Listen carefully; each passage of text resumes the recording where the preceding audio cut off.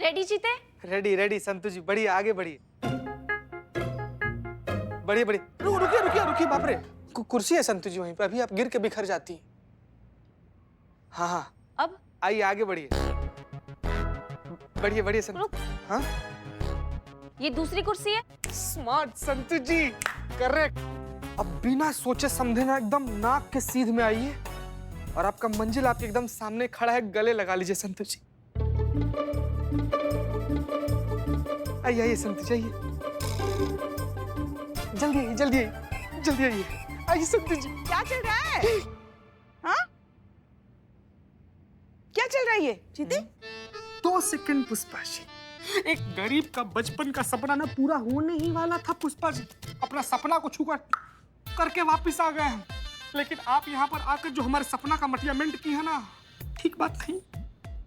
अरे क्या बोल रहे हो तुम? हमें तो कुछ समझ में नहीं आ रहा है, तुम्हें बता।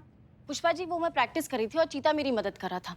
कल ना मैंने एक पिक्चर में देखा पुष्पा जी कि अगर आप आंखें बंद करके किसी चीज पे कंसंट्रेशन करते हैं ना, तो उससे आपका कंसंट्रेशन पावर जो है वो बहुत बढ़ जाता है। जैसे कई बार होता है ना कि हम खुली आंखों से चीजें नहीं दिखाई देती है हमें, तो वो ही हमें हमारे दिमाग की तरंगों से साफ साफ दिखाई देता है। इसीलिए आप अपना पूरा फोकस जो है ना, वो टारगेट अचीव करने में लगा लेते हैं। टारगेट संतु जी, टारगेट। आप आगे बढ़कर अपने टारगेट को ना इसे गले लगाने ही वाली थी ना कि पुष्पा जी बीच में आकर खलल डाल दी। क्या? कुछ नहीं कुछ नहीं। पुष्पा जी बीच में 3 बार ऐसे मुंह खोली थी, कुछ बोलना चाह रही हैं। बोलिए ना जी, बोलिए। हाँ, वो ये बाप रे, लल्ला के बाबूजी का याद आ रहा है। हाँ हाँ हाँ, बोलिए बोलिए। पता है हमारे यहाँ भी एक रस्म हुआ करती है। उस रस्म में पता है क्या होता है? नई नवेली दुल्हन की आंखों पर पट्टी बांध दी जाती है और उसे कमरे में ले जाया जाता है। वहाँ बहुत से रिश्तेदार बैठे हुआ करते हैं और फिर सबके हाथ छूकर अपने जीवन साथी को पहचानना होता है। हमारी आंखों पर भी पट्टी बांधी गई थी और लल्ला के पापा को ढूंढने के लिए कहा गया था। अरे हमने ढूंढना शुरू ही कर दिया, पर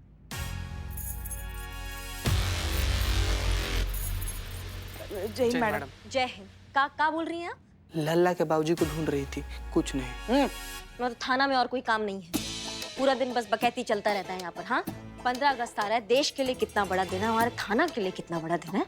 दूसरे थाना में देखो क्या तैयारी चल रहा है इस दिन का स्वागत के लिए, और यहाँ चल रहा है बकैती, टाइम पास चल रहा है यहाँ पे। हाँ नहीं मैडम, वो तैयारी तो हम कर लेंगे, लेकिन कोई हमें ये तो बताए कि करना क्या है। ना कोई प्रेजेंटेशन है, ना कोई प्लान है, ना कोई प्लान बी है, ना कोई लेआउट है, तो ऐसे कैसे फिर हम क्या करें? संतोष शर्मा, हमें 15 अगस्त की तैयारी करनी है, किसी मिशन की नहीं। जय मैडम साहब। जय। और वैसे भी 15 अगस्त का दिन ना हम हिंदुस्तानियों के लिए बड़ा दिल से निकलता है, तो उसकी तैयारियां भी दिल से होनी चाहिए। चलिए मिलकर तय कर लेते हैं। किसी के पास कोई आइडिया है कि इसे कैसे सेलिब्रेट करें? कोई खास योगदान, कोई खास तरीका? पुष्पा जी। मैडम सर, हमारे लिए तो देशभक्ति की जीती जागती मिसाल हमारे सामने खड़ी। आप बताइए क्या करना चाहती हैं? थैंक यू पुष्पा जी। हमें लगता है कि इस बार 15 अगस्त के दिन ना कुछ अलग करते हैं, कुछ अलग तरीके से सेलिब्रेट करते हैं। जैसे ना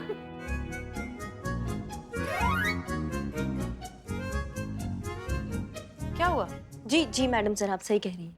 हाँ, तो धूम धड़ाके के साथ, थोड़ा नाच गाने के साथ, थोड़ा प्रोग्राम वगैरह इस तरह का कुछ करें। बहुत अच्छा आइडिया मैडम सर, लेकिन इसे ना थोड़ा डिफरेंट स्टाइल में कर सकते हैं कि नाच गाना हम आंखों पे से पट्टी बांध के करते हैं, पूरे कंसंट्रेशन और फोकस के साथ। आंखों पर पट्टी? इस बारे में जरा आराम से बात करेंगे। चीता चतुर्वेदी, हमने जो एनवेलप्स हमारे केबिन में रखने को कहा था वो हो गया? सुनामी मैडम सर, एनवेलप्स का सुनामी आ गया है। आधा आपके केबिन में भिजवा दिए हैं, आधा भी थोड़ी देर में भिजवा देंगे। लेकिन वैसे मैडम सर, इतना ज्यादा एनवेलप्स में है क्या? अपनी यूपी पुलिस के लिए जूते खरीदने का टेंडर खुलने वाला है ना, और मैडम सर की ईमानदारी को देखकर डिपार्टमेंट ने इस बार मैडम सर पर जिम्मेदारी सौंपी है टेंडर पास करने की। कितने गर्व की बात है हमारे महिला पुलिस थाने के लिए। कितने का टेंडर है पुष्पा जी? 1 लाख जूते, मतलब पूरे 2 करोड़ का टेंडर है। क्या बात कर? हाँ, तो उसी टेंडर के लिए अलग अलग कंपनीज के एप्लीकेशंस हैं। Thank you Pushpa ji. What a timing! लगता है बहुत राइट एंट्री ली है मैंने। आप? हेलो मैम, मैं पीकू, वैसे पंकज। सुना है आप जूतों का टेंडर पास करने वाले हैं, इसलिए मैं सोचा आपसे कुछ बात कर ली जाए। वो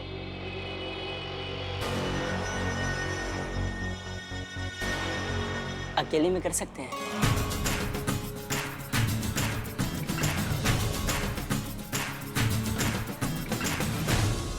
हेलो मेड एजेंसी। देखो भाई, मुझे एक मेड चाहिए। अरे पहले मेरी बात तो सुनो। देखो, उस लड़की का कोई भी यार दोस्त, बॉयफ्रेंड, मंगेतर नहीं होना चाहिए। सिर्फ और सिर्फ काम पे ध्यान दे। हाँ ठीक है।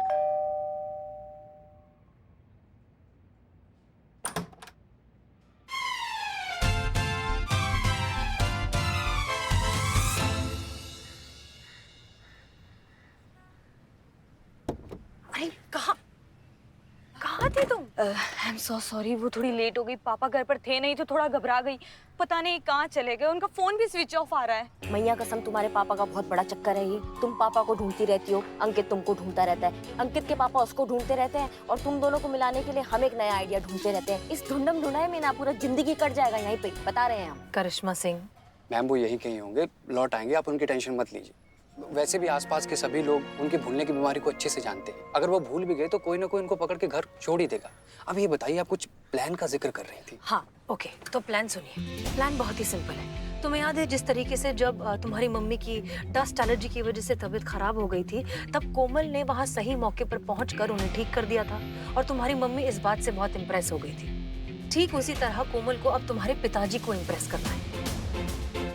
जहाँ तक हमें याद है, तुम्हारे पिताजी को खाना खाने के बाद दूध के साथ एक बहुत जरूरी दवाई लेनी होती है। घर पर फिलहाल कोई मेड नहीं है। चीता और संतोष वहाँ पहुँचते ही होंगे, और वो तुम्हारे पिताजी की जिंदगी और खराब कर देंगे।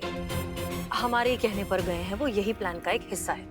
वो उन्हें और ज्यादा डराएंगे और ज्यादा परेशान करेंगे। जब तुम्हारे पिताजी को ऐसा लगने लगेगा कि काश कोई भरोसेमंद इंसान वहाँ होता जो उनका ख्याल रखता, जो उनकी मदद करता, तब उनके घर की डोरबेल बजेगी और वहाँ कोमल जाएगी आदरणीय बहू बनके, जो कि वो असलियत में है। हम किसी से झूठ नहीं कह रहे हैं, वो सच में बहुत अच्छी लड़की है। वो घर जाएगी, उनका ख्याल रखेगी, खाना बनाएगी, उन्हें वो दूध के साथ जरूरी दवाई भी देगी।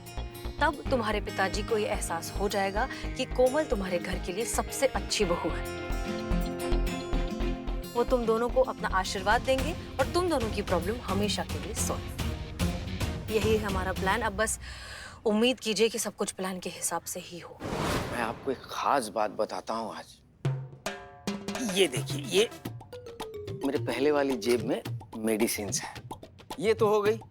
अब ये मेरी दूसरी जेब में सेम टू सेम मेडिसिन्स है। ये देखिए, आप पूछिए किस लिए? किस लिए? लो कर लो बात, आपको तो पता ही नहीं किस लिए। इसीलिए क्योंकि ये पहले वाली मेडिसिन्स लेना भूल गया तो ये दूसरी वाली है ना। और अगर ये दूसरी वाली भी भूल गए तो? अरे भाई साहब, उसके लिए तो पहले वाली पहले से ही है। ओए, मुद्दे की बात कर।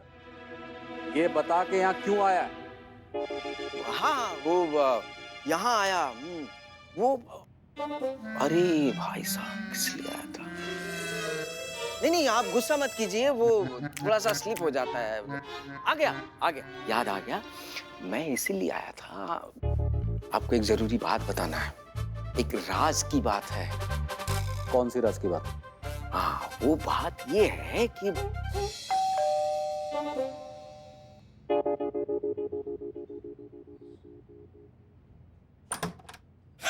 शोलम साहब, शोलम। प्रणाम मालिक।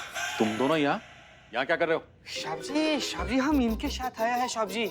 और ये हमारे साथ आया है, हम दोनों एक साथ आया है। हम इनके साथ फ्री में कॉम्प्लीमेंट्री आ जाता है।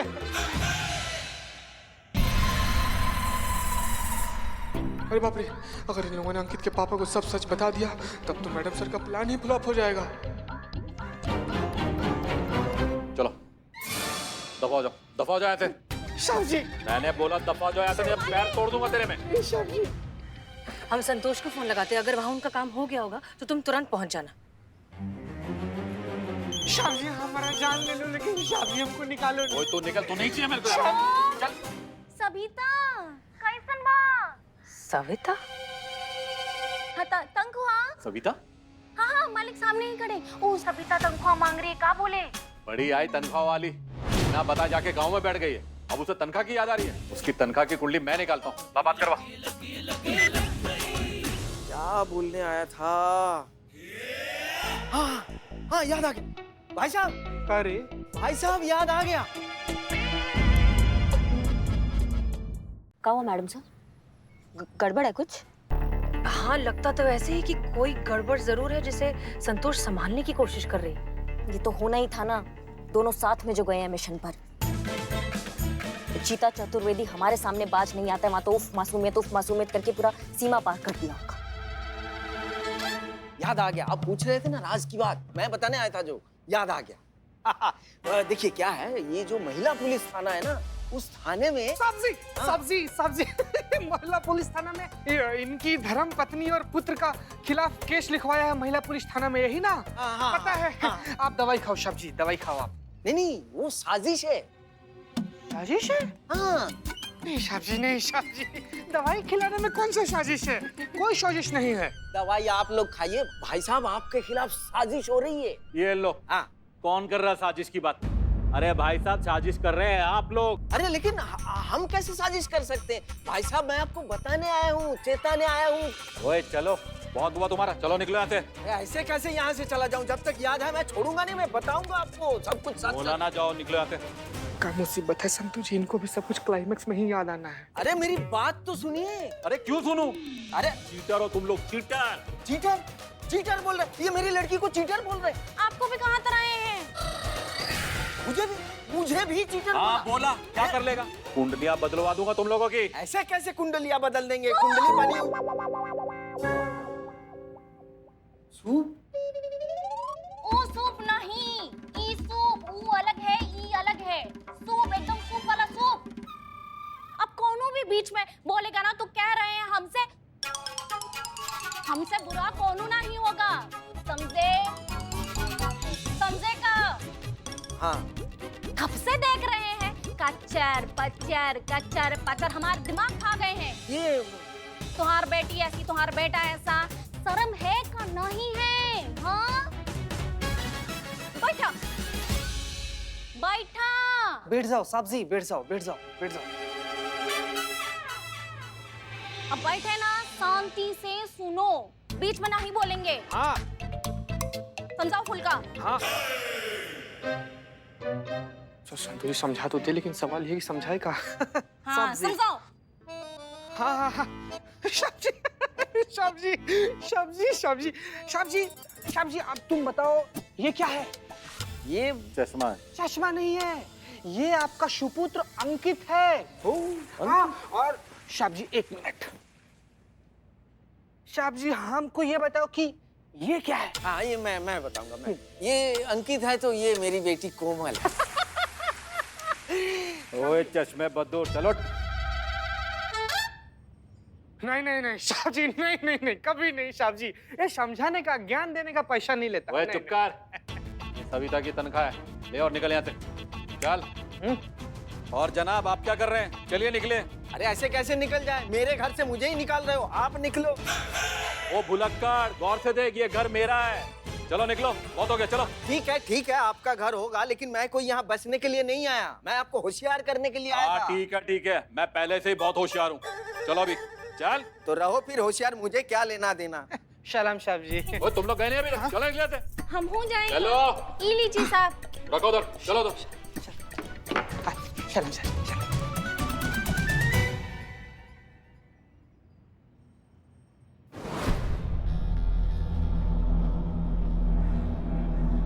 जीती, ये बाहर आ गई, कोमल कैसे घर पे जाएगी? पता नहीं।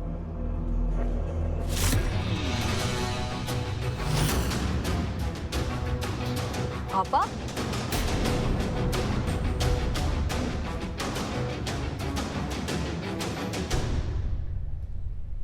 शायद पापा ने कोई दूसरा चश्मा पहन लिया है, इसलिए शायद उनको कुछ दिख नहीं रहा है।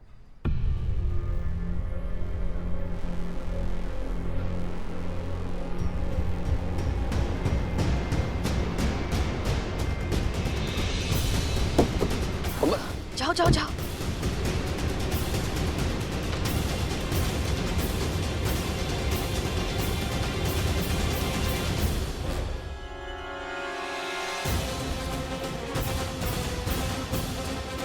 ये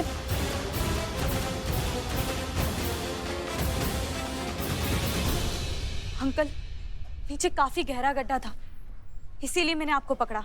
आप ठीक तो है ना? थैंक यू बेटा। इन्हें बिना चश्मे के बिल्कुल दिखाई नहीं देता। जी नहीं।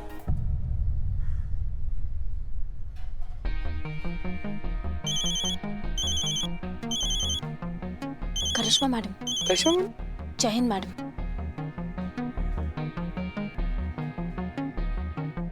ओके, समझ गया ना जीती? हाँ संतु जी, हाँ। इसको खोलेंगे कैसे?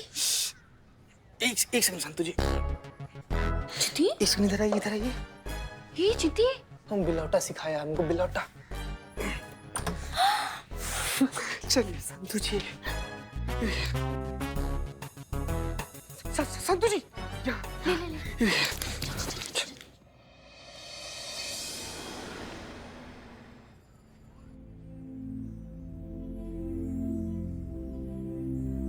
हाँ जी सर, क्या हो गया? सब ठीक है? आप अपनी एसएचओ को बुलवाइए बेटा। एसएचओ मैडम, लीजिए। मिस्टर पुरोहित, आप फिर से? देखिए, हम आपसे पहले भी कह चुके हैं कि आपका बेटा और बीवी की बेल हम अभी नहीं कर सकते। नहीं मैडम, मैं आपसे आज कोई बेल वेल मांगने नहीं आया हूँ। मैं तो बस हाथ जोड़कर आपसे गुजारिश करने आया हूँ। मेहरबानी करके बस कीजिए अब ये मेंटल टॉर्चर। अब मुझसे ये टॉर्चर अब और बर्दाश्त नहीं होता। देखिए क्या हालत हो गई है मेरी। टाइम पे दवाई नहीं, खाना नहीं। कोई भला कैसे अपनी पत्नी और परिवार के बिना जी सकता है? अभी आजकल मुझे धुंधला धुंधला दिखाई देता है। अभी तो मैं मरते मरते बच जाऊं। वो तो लाओ इस बच्ची का जिसने मुझे बचा लिया। थैंक यू बेटा। जिंदगी में आज पहली बार एहसास हुआ है कि बेटी होना कितना जरूरी होता है। आज भगवान ने मुझे इस नालायक की वजह बेटी दी होती। लगता है आपको ठीक से दिखाई नहीं दे रहा है ना? आप ये वाला चश्मा पहन के देखिए।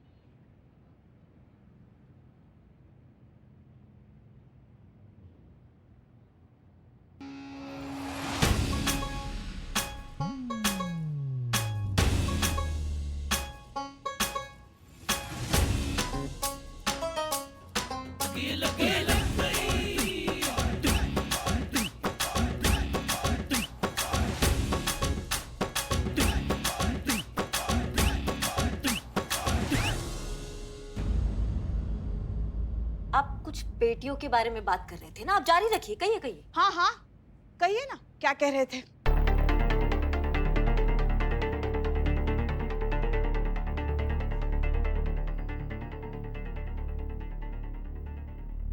जी, आप सही देख रहे हैं। आपका बेटा और आपकी बीवी कभी जेल में थे ही नहीं।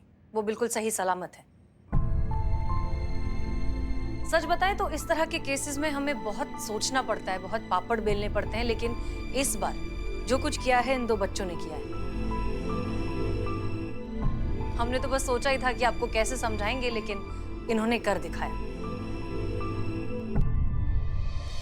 मिस्टर पुरोहित, 2 दिन आप अपनी बीवी और अपने बेटे के बिना जी नहीं पाए। आपकी ऐसी हालत हो गई तो फिर ये सोचिए कि वो बाप जो अपनी जिंदगी के लिए अपनी बेटी पर डिपेंड करता हो, वो उसके बिना कैसे जिएगा?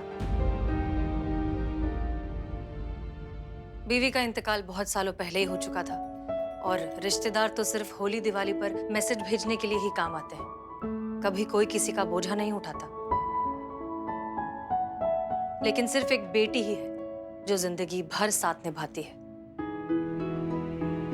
अपना फर्ज निभाती है, अपने माँ बाप को संभाल कर रखती है और उनसे बहुत प्यार करती है। और अगर कोमल अपने पिता के लिए ऐसा करना चाहती है तो क्या गलत चाह रही है? जब कोमल जैसी बेटी अपने पिताजी को अपने साथ रखने का बात करती है तो उनको चालबाज समझा जाता है। इसीलिए आप शिफ्ट होना चाहते थे ना लखनऊ से दिल्ली? हाँ पुरोहित जी, आप नहीं चाहते थे कि आपका बेटा इस लड़की के सुनहरे जाल में फंस जाए, कहीं वो इमोशनल ट्रैप में फंस के इमोशनल होकर लड़की के पिताजी को आप सबके घर ना ले आए। और आप ही के इस शिफ्ट होने के प्रेशर में आकर अंकित इतना ज्यादा घबरा गया कि अपनी ही सगाई पर नहीं पहुंचा। मिस्टर पुरोहित, तजुर्बा कहता है हमारा लिपट कर वो रोए बहुत हैं बेटियों के अपने हालात पर, जो कहा करते थे कि विरासत के लिए तो बेटे जरूरी हैं।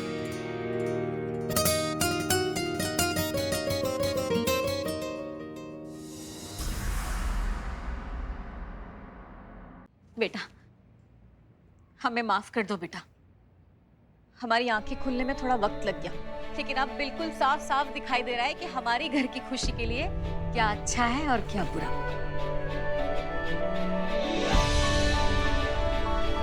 ओए पुत्र जी, तो मेरे पास बोलने के लिए कुछ बचा ही नहीं है। ये जिंदगी तो अब तेरी कर्जदार हो गई है। जिंदगी भर कुंडली कुंडली करता रहा, लेकिन आज पहली बार जाके मालूम पड़ा कि भगवान जिसकी कुंडली में बेटी देता है कितने भाग्यशाली होते हैं।